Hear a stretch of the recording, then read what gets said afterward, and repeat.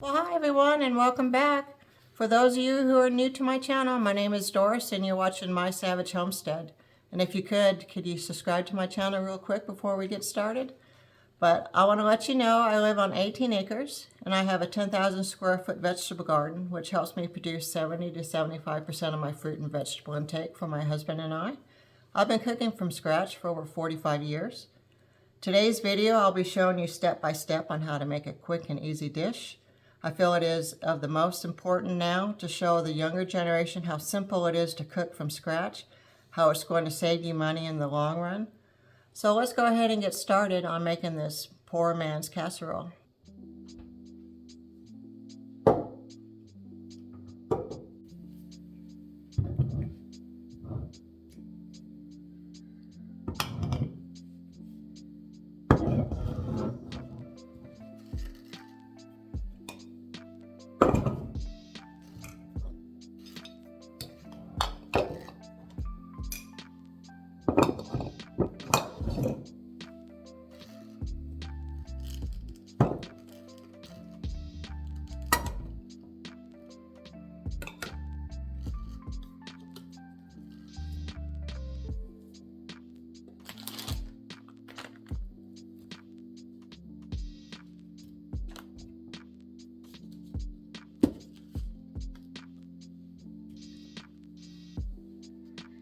Today I'm going to make a hamburger cheese potato casserole, and it's going to take me about 20 minutes to put together and about 25 minutes in the oven.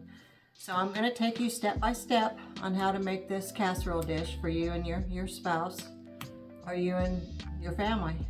Now it's time to make dinner. So follow along with me. I'm going to do step by step on showing you how to make this very easy, very tasty casserole dish. Let's go. So we're going to go ahead and get half a pound of hamburger fried up. And while this is cooking, I'm going to dice up a half of a white onion to put in here. So let's get this started first, and then we're going to chop up some onions.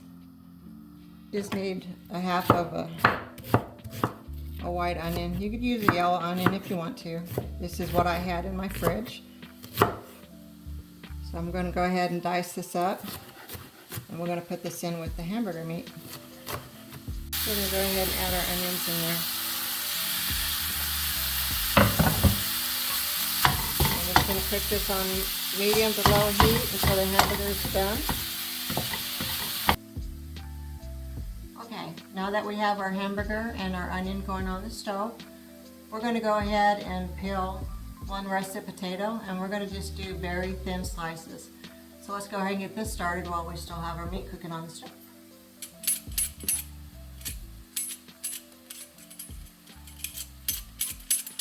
I'm just going to cut these up into fine pieces. Now if you have a machine to slice it, it's even better.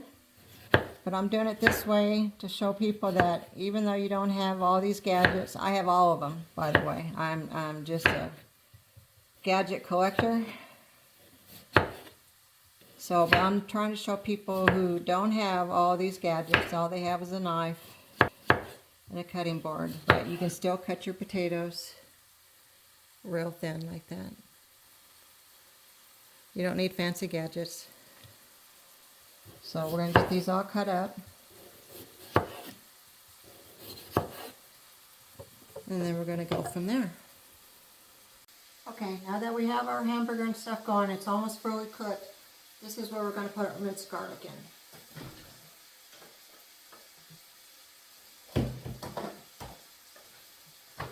Now you can use fresh garlic or you can use pre-minced garlic. And I'm just going to do the pre-minced. I put the garlic in at the end when the hamburger's almost done because you don't want your garlic to burn. Garlic has a habit of burning very quickly, so I always put mine at the very end. And you're just going to put in 1 tablespoon of garlic. Okay, now that that's cooked, we're going to start adding our seasonings in here. So we're going to do half a teaspoon of salt, half a garlic powder,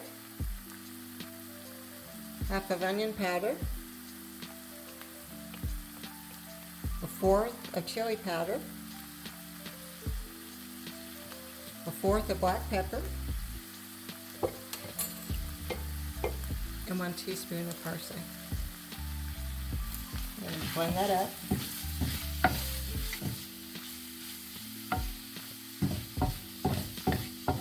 And then we're going to take this off the stove and transfer it to a bowl so we can start doing our casserole.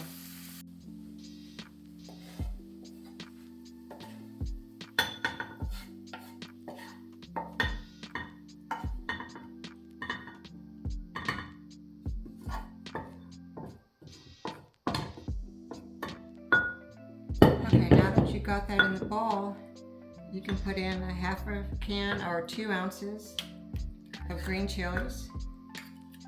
And green chilies, all they are is Anaheim peppers. That's all that the green chilies are. Just going to blend that up in the bowl.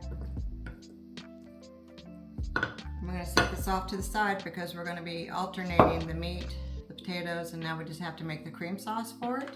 And we got spinach going in here as well. Okay, we went ahead and put the skillet back on the stove. And we're just going to do a little pat of butter in there. On low. You're going to dump your whole can of cream of mushroom soup in there.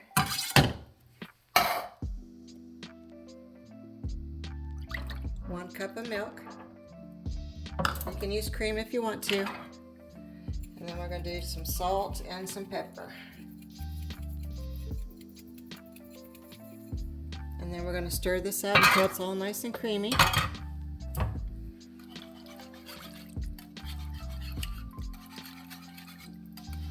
And then we're going to start layering our casserole. So let's go ahead and get this nice and bubbly, and we'll come right back. Anybody remember these dishes? These are old. This is what I first got when I was first married 45 years ago. Still have it. So let's go ahead and start making our casserole dish. So first things first, we're going to go ahead and spray the bottom of that so we don't have our potatoes sticking. And you're going to do a layer of potatoes on the bottom of your casserole dish. So you do a layer. And where's my spoon? There's my spoon. So then you can do some meat on here.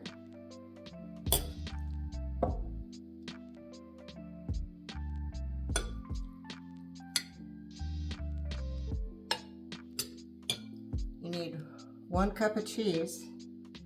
So we're going to go ahead and sprinkle the cheese on there. And you're going to need almost 2 cups of spinach. Just depends on if you like spinach or not. So you're going to do a layer of spinach on here. And I always put mine in a jar and then I vacuum seal it. It keeps it fresh in the fridge. So this is a week-old spinach, and it's still really nice and healthy and crisp.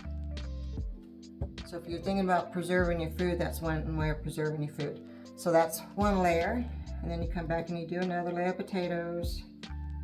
Now if you made your potatoes really thick, it's going to take longer to cook. So you try to make them as thin as you can, but not to the point where you can see through them. So then you just do another layer of meat and your peppers.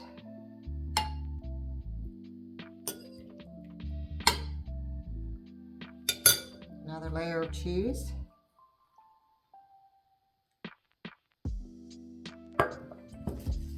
Some more spinach.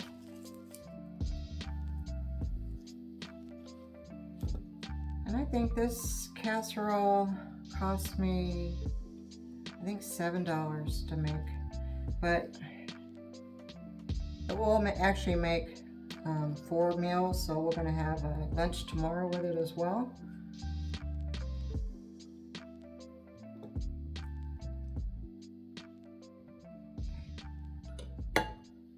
Rest of the meat.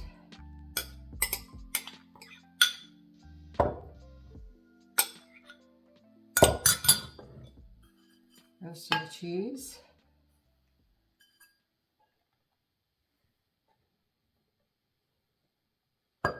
some more spinach, and it looks like I am going to be shy on my potatoes, so I'm going to go have to peel a small potato and put that on there, and I'll be right back. In real time cooking here. I could have edited this out, but I'm going to go ahead and leave it in because I miscalculated the size of my potato that I needed. So I had to go and make another dice up of potato.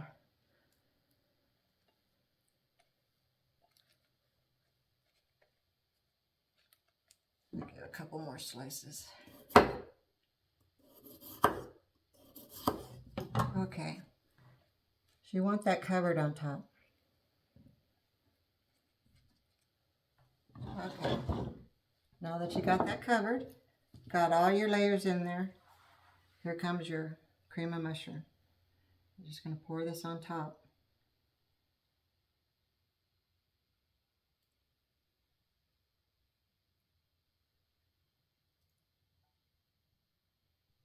There we go.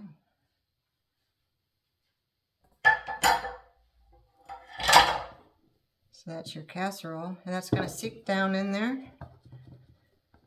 If it hasn't already started seeping, it will. So I just shake it a little bit. Okay, so now you can cover it with a lid or you can cover it with foil, but you're going to bake it in the oven at 350 for 45 minutes. I'll see you when it's done. Now I'm going to go ahead and put mine on a cookie sheet because it's pretty full, and I have a feeling that I'm going to have some bubbling coming up, spilling over, so I don't want that in my stove. So let's go ahead and put this in the oven. While I'm waiting for my stove to heat up, I'm just going to go ahead and reseal my spinach so it keeps fresh longer in the fridge. If any of you have never bought one of these, it's the best thing ever. Right now I have it for the wide mouth, but there's an attachment for the regular lids as well. But I have the wide mouth right now.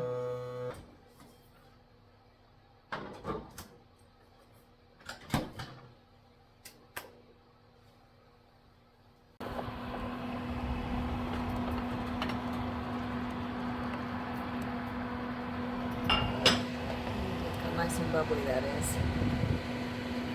10 minutes, and it's ready for dinner.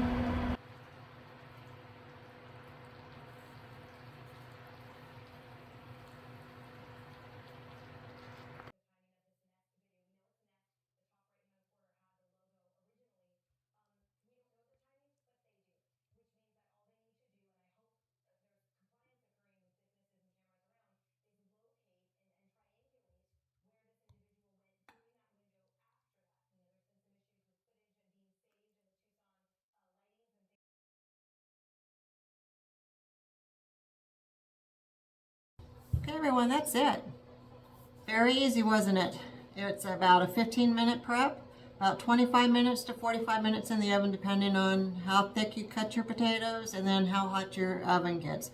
My oven gets hot, so I got it at 25 right now, and then I'm going to keep checking it to make sure that it's cooked all the way through, so I can go up to 30, 35, 45 minutes depending on what the temp is. But it's usually about 25 to 35 minutes for me. But people are like, oh, casseroles. Casseroles can be lifesavers, especially if you work all day and you don't want to go out and spend all that money on eating out and then the food just doesn't taste good.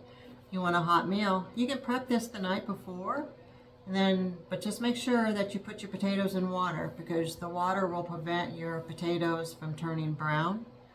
And then when you get home, just do a quick prep, pop it in the oven, and then you put your feet up and relax the rest of the day.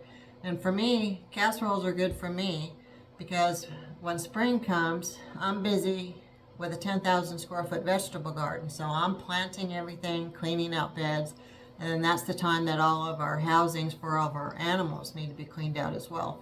So the last thing I'm going to do is be in the kitchen all day cooking. So I'll do a casserole when I'm doing stuff like that. But I sure hope you enjoyed this video. Stay tuned for more, and y'all have a good night. Thank you.